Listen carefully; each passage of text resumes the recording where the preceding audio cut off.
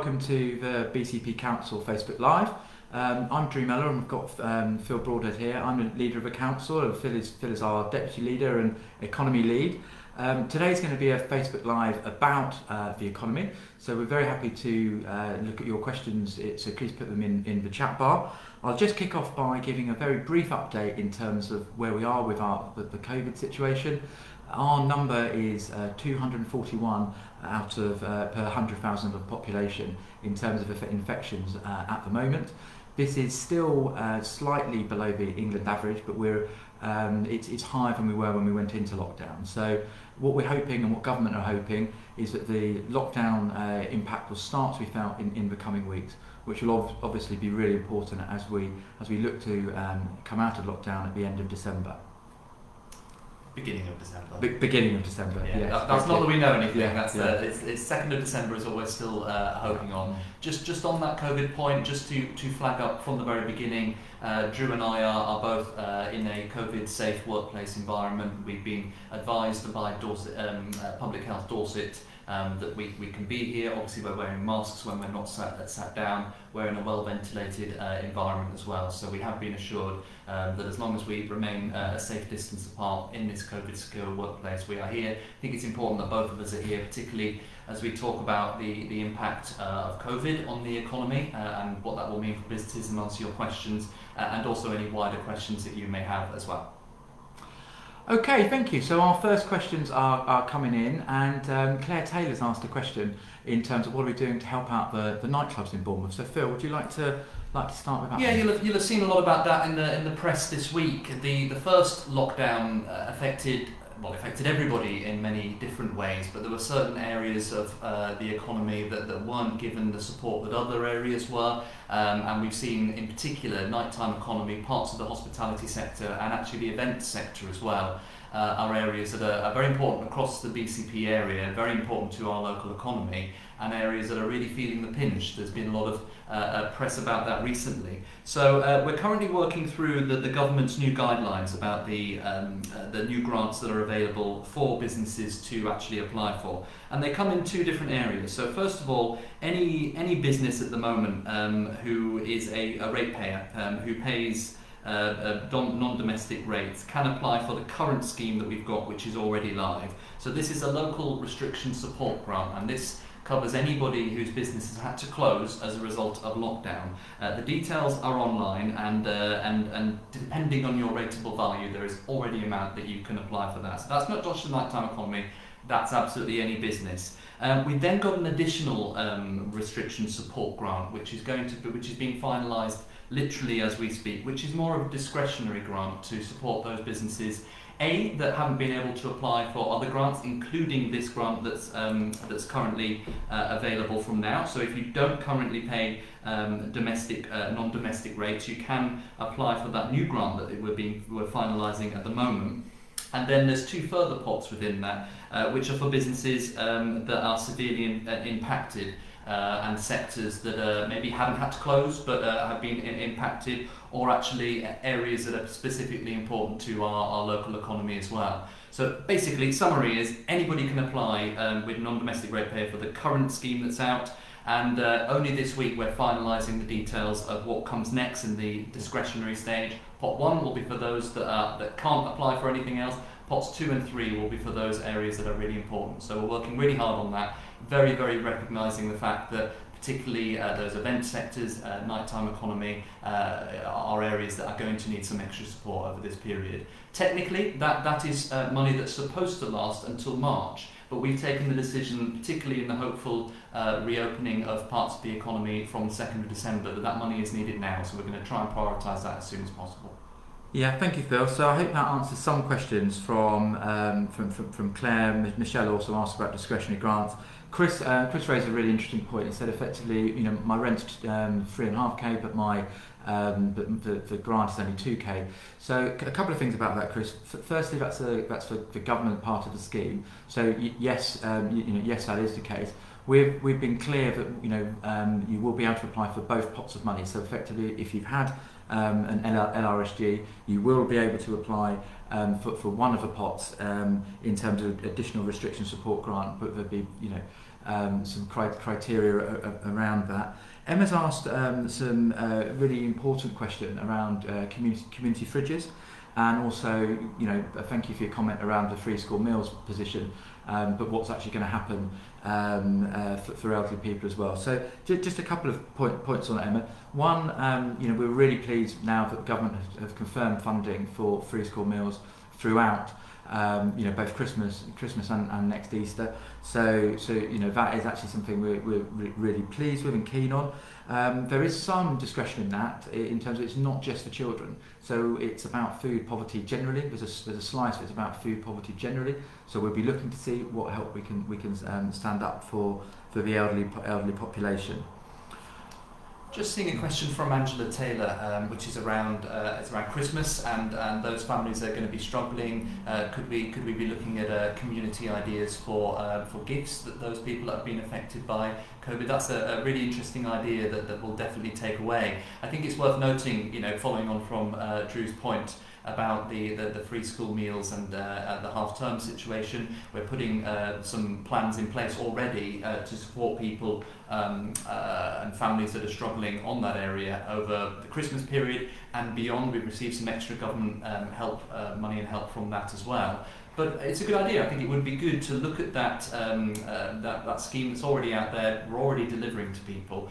So it would be nice to give a little bit of extra Christmas cheer. So we'll definitely take that away. One thing, I'd use this opportunity actually to make a plea for people as well. We've got the Together We Can programme, which is a fantastic team of volunteers in particular that are out there. It was set up at the beginning of the COVID crisis to get people out there in any way they can and help the community and those that are struggling. We've still got some people that are shielding, those that are called CEVs, are clinically extremely vulnerable people that are still advised, where possible, not to leave the house. And we are still a little bit short on volunteers that are able to get out there and help them deliver their shopping, frankly. So actually being able to just go and pick up their shopping for them and to deliver it. So if you go onto the Together We Can website, if you've got some time available and you're even just to spare half an hour to get out there and help deliver some people's shopping that are still in that critically in that endangered group, and that would be really, really helpful. Yeah, thank you, Phil. Julie raised an interesting question. In terms of, can I move from council property to another council property during this lockdown too? Julie, the simple answer to that question is yes.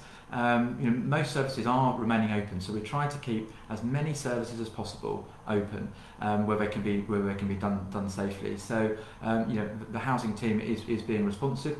So yes, you can do that. Just to give some other examples of services that are open, job centre services, registrations, birth, deaths and marriages are open. So this time there is a marked difference in terms of some of the services that are open. Just to recap some of the questions further up. So we started with hopefully a really useful discussion and around the discretionary grant and the other grants available from Phil. Karen asked a question around people working from home. So just to clarify for anybody tuning in now, yes, I think what we're able to do with this grant scheme is pick up more people who were left behind to some extent in the last scheme. So there certainly will be targeted help for people at home. Just on other news in the economy, as we said at the beginning, everything that we're hearing from government is that as long as things don't change dramatically, that the restrictions will be eased in some form on the 2nd of December. We mentioned at the beginning we're still tracking below the England average rate at the moment. We've got a delay, so the rates that we're currently seeing are not quite yet the effect of lockdown. So we remain hopeful that once the lockdown numbers come through, hopefully we'll see a stabilisation or reduction, which will enable us to come out of lockdown as planned on the 2nd of December. So we are still making preparations for our businesses. So Christmas markets, Christmas for instance in the high streets, we're working on the expectation that Christmas isn't cancelled. We will be able to get out there, do our Christmas shopping, visit high streets and hopefully see loved ones in some form over the Christmas period. In the meantime, however, we are still in lockdown, and I understand that people still want to get on and help support local businesses. So we had a campaign that we launched pre-lockdown called the Rediscover Safely campaign, which is all about getting out there and in a COVID-secure and safe way supporting your local businesses. We've got 17 different high streets across the BCP area, so trying to actually get out, support your local high streets. We're in a different situation now. We can't physically get out and support a lot of those businesses, but so many of them have really stepped up to the mark and have put a lot of their offerings online and are offering click and collect. So we've extended that campaign and tried to get people that, until we're able to get out again, if you are going to be shopping online, it would be really helpful to support our local economy and our local businesses if you could do it online locally. So if you do need to do Christmas shopping, don't forget your local high street. Try to support our local businesses, because so many have done a fantastic job of adapting to these very difficult times. Yeah, great, thanks Phil. And just going to go quickly through some other questions now. Liam asked a question about enforcement and in how we're enforcing business. Well, first thing to say is effectively we've been able to get our environmental health officers out at pace and discussing and educating some businesses in terms of the rules, which has been really helpful and really well received. As of Monday, my understanding was there were 3 fixed penalty notices that had been put out on businesses in BCP.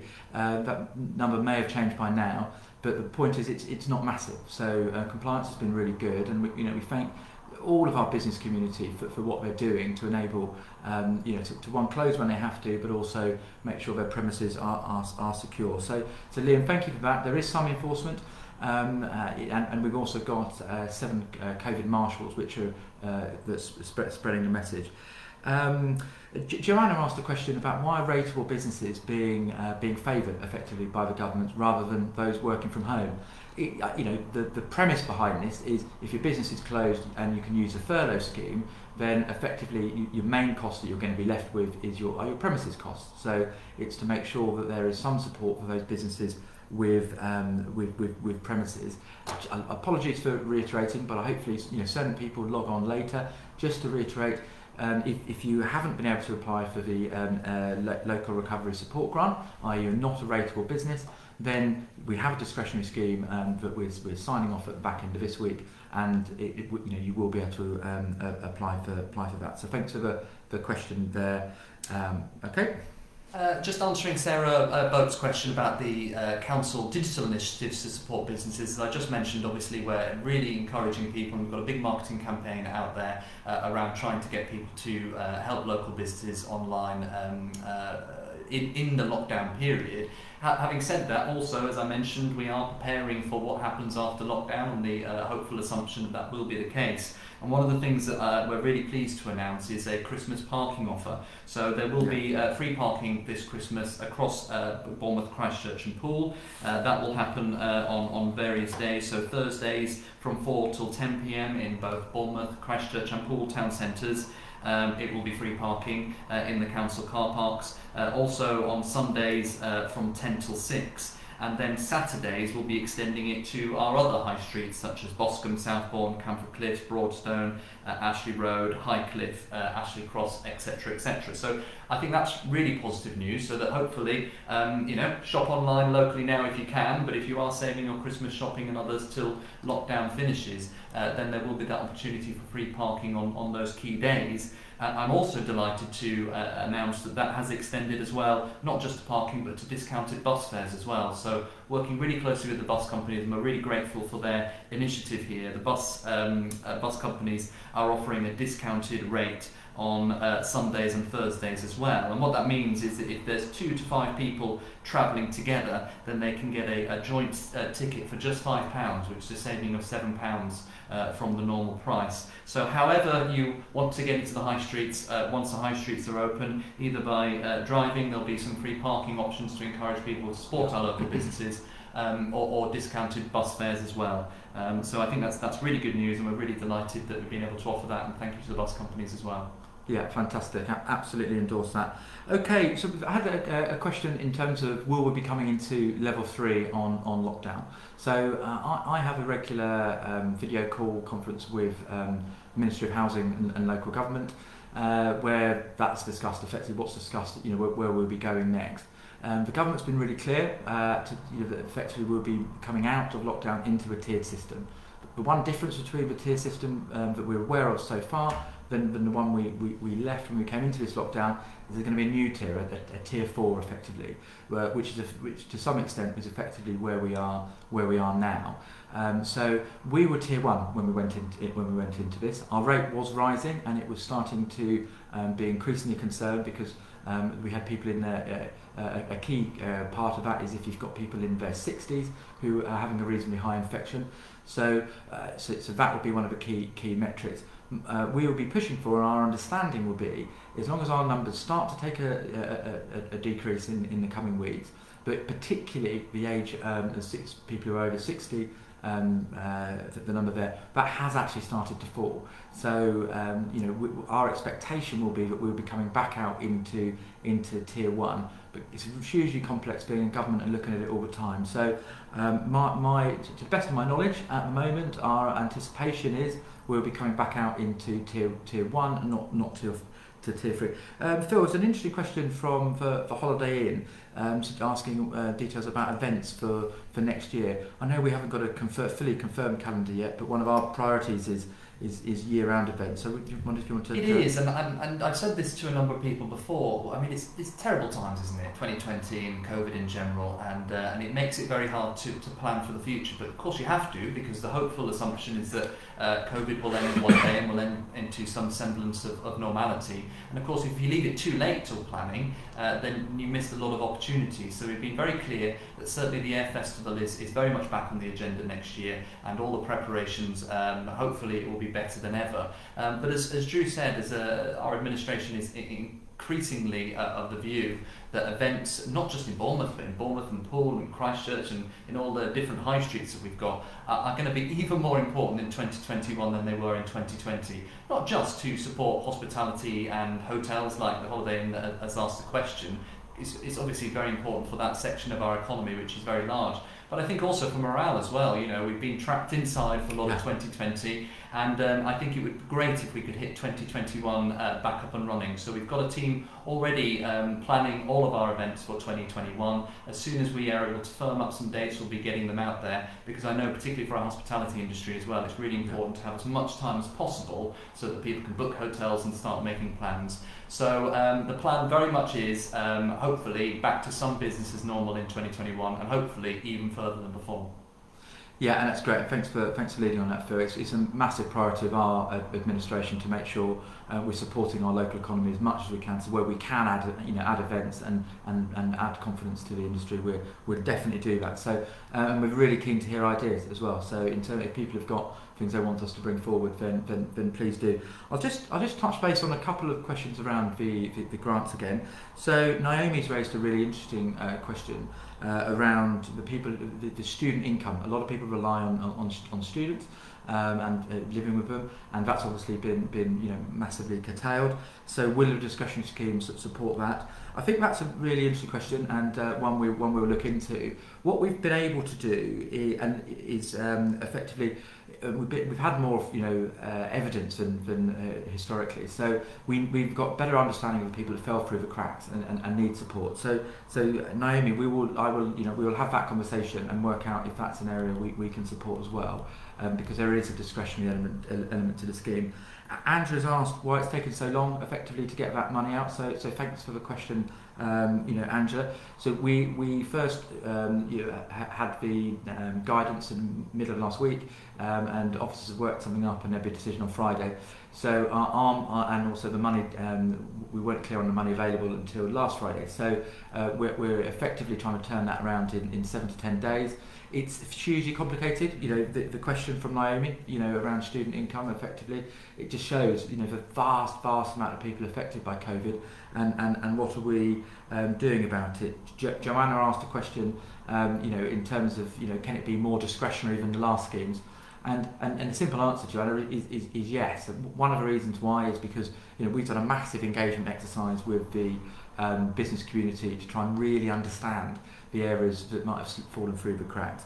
But also, more businesses are open this time. So a good example is dentists, for instance. Dentists were closed last time. A significant amount of support went to dentists before, and they're open. So there is further support. I'm not sure if we mentioned actually that the overall package for it, did we mention earlier, it's £7.9 million from government. So if you add the two schemes up, the government have just given us another £16 million, and we will passport every penny of that to local businesses. Yeah, so just for those of us, those that are just joining us, this is a business and economy Facebook Live special, although we've been covering other things such as COVID as well. And I think one of the things that's really important right now is what's happening with grants. So for those of us that are just joining, a very brief overview. We've got the local restriction support grant scheme already open. So if you are a current non-domestic ratepayer and you've had to close because of this lockdown, you can go online already, and the money is there ready to apply for to cover that 4-week period. So that's anybody who's a non-domestic ratepayer.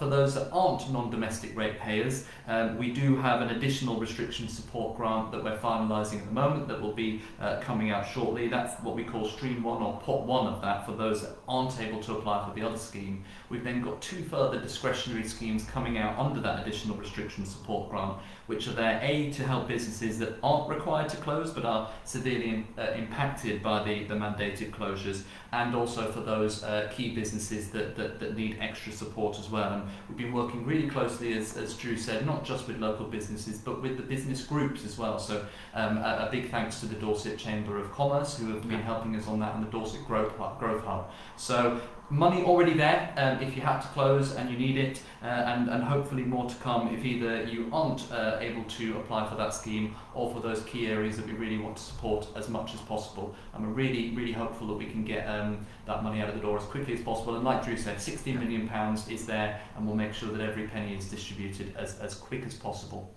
Okay, Nicky's asked an interesting question back to the tier system effectively and what we're going to come out under. So would we be go in a tier as BCP Council or Dorset generally, and will Dorset County Council be different? So we're in regular dialogue with Dorset Council, and our commitment to date is that we will go in and out together.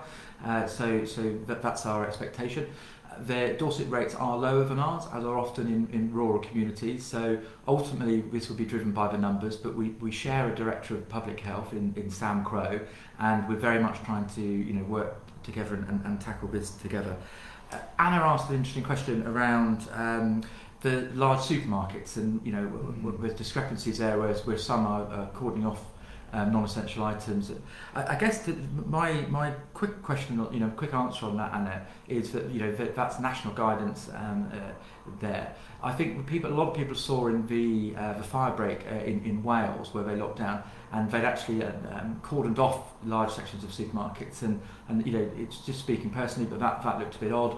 If you're going to allow to go into the supermarket, I didn't necessarily see the problem with that. But it's just a really important message to reinforce about our shop local online. So at the moment, a lot of supermarkets are able to sell stuff that we might normally be buying from our local suppliers. So please really engage with. Just think before you click, just to think if you can buy that locally, and if you can wait until the Thursdays and weekends in December when there'll be free parking. These people would love to see you interacting with them again and supporting them. Fantastic. A good question from Ali regarding crime.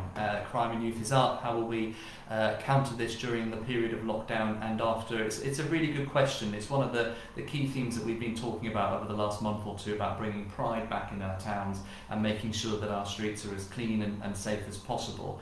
So first of all, we have regular Monday meetings actually with the police. We've made it a political priority of ours to make sure that this is really top of the list and making sure that we bring that pride in, and that we're particularly ASB really getting on top of it, because it's quite clear that it's been heading in the wrong direction.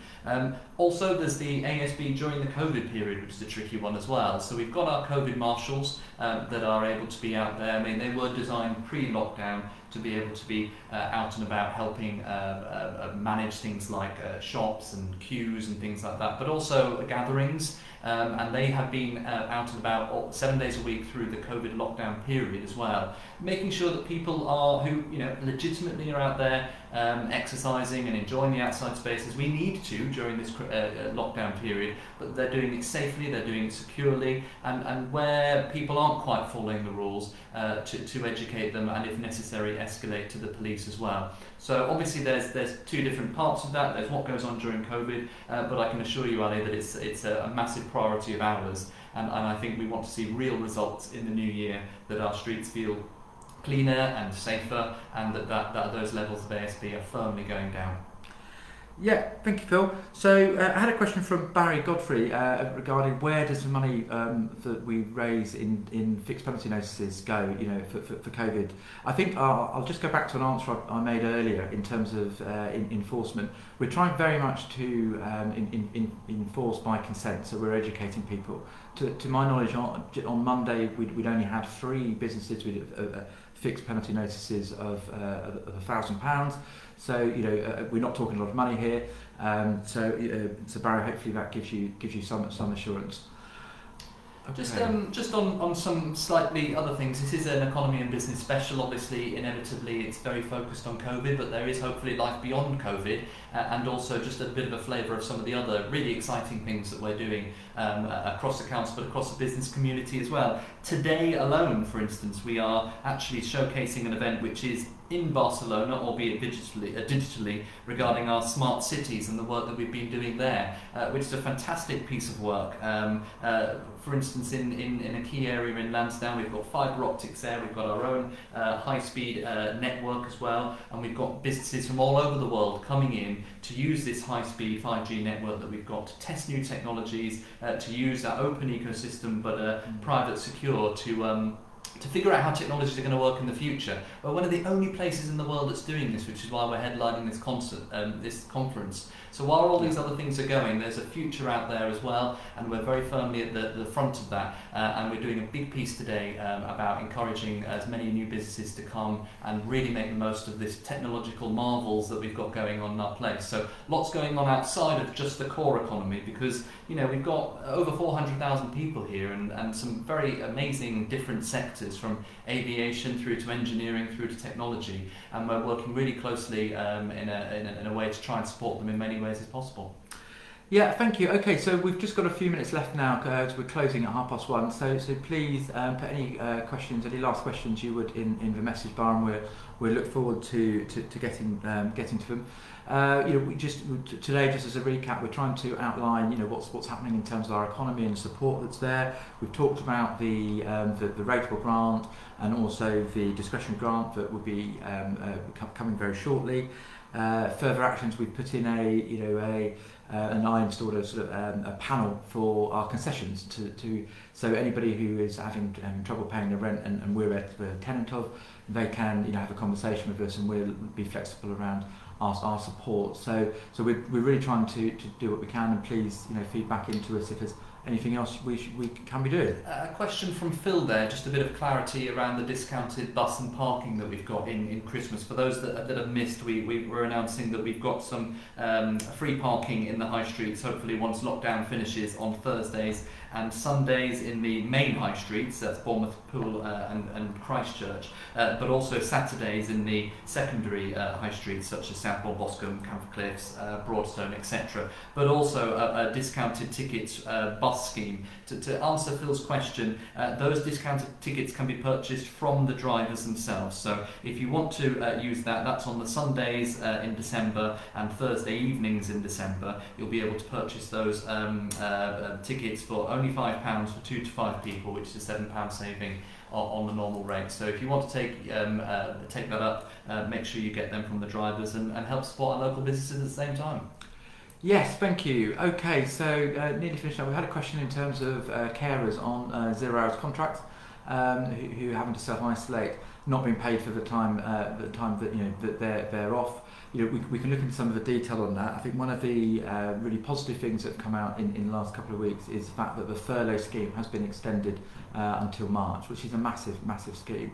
And it's a real commitment from government to do that. So a significant amount of people have that now, sort of medium-term comfort, and jobs, businesses have that comfort to support their staff.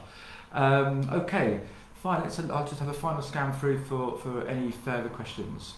And we've got a couple of minutes left, so if you're just joining us at the end, another plea: if you are a non-domestic ratepayer and you've had to close from COVID, the support grant is already open, so do get online and apply for that. If you aren't a domestic ratepayer and you've had to close, or your business has been affected, that scheme is coming shortly, as well as a discretionary scheme about those really important industries that do need extra help during this time. So get online for that first scheme and watch this space for the second. Yeah, okay. And Mandy Norris has asked a really interesting question. Do you think that the hospitality, gyms and the beauty industry will be allowed to open or not after this lockdown? So the clear understanding so far, and I repeat an answer I made earlier, if we come back out in what effectively is the state we came in, which is tier 1s, then the gyms will be open, and it will be our wish to immediately open any gyms we have in our council stock that we can do that. It's obviously really important for people to stay fit. So if we're able to do that, a lot of gyms have spent a lot of money and effort in terms of being able to open safely. So Mandy, my commitment is that if we're able to open gyms, we certainly will be opening our gyms. And you asked about the beauty industry as well. I think that falls into a similar category. A lot of these businesses have put in safe measures. So if our numbers suggest we can open them and we're allowed to nationally, we certainly will be trying to open them. Yeah, brilliant. So it's coming to the end of our economy and business special. Just to reiterate that the first of the grants is open. We are here to try and support our businesses and economy as much as possible. It's been hard on everybody, but there are particular industries that have been really severely hit.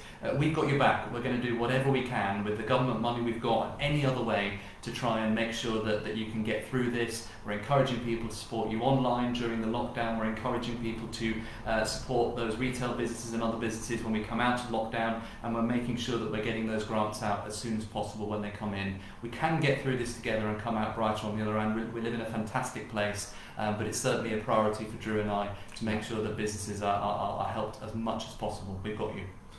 Brilliant. So thanks, Bill, and thanks everybody for all you're doing. Whether you're in the business sector or just a resident. So we really appreciate it. The next one of these will be in 2 weeks' time. So that is going to be a COVID special with myself and Councillor Nicola Green, who is our COVID resilience portfolio holder. We should know more about how the impact of the lockdown has been on our numbers, on our rate per 100,000, and we should be preparing to move out of this lockdown. So hopefully that will be a really useful session. Any questions in the interim, both Phil and I would very much love to hear from you. So thanks, Phil. Thanks for all your help and your leadership in our economy effort. And we look forward to seeing you all again soon. Thank you. Thank you.